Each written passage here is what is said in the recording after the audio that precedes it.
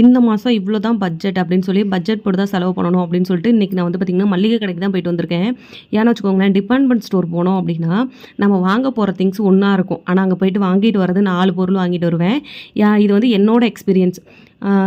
நான் வாங்க போகிறது சப்போஸ் ஒரு உளுந்து வாங்க போகிறேன்னு வச்சுக்கோங்களேன், கடலப்பருப்பு கொஞ்சம் தானே இருக்குது, பொட்டுக்கடலை கம்மியாக தானே இருக்குது அப்படின்ட்டு வந்து பில்லு வந்து எக்ஸ்ட்ரா ஆகிடும். நான் யோசிச்சு போகிறது ஒன்று இருக்கும், நான் வாங்குறது அதிகமாக இருக்கும். அதனால் இன்றைக்கி போய்ட்டு சிம்பிளாக போய்ட்டு மளிகை கடையில் போய்ட்டு நான் எனக்கு என்ன வேணுமோ அதை கேட்டு வாங்கிட்டு வந்துட்டேன்.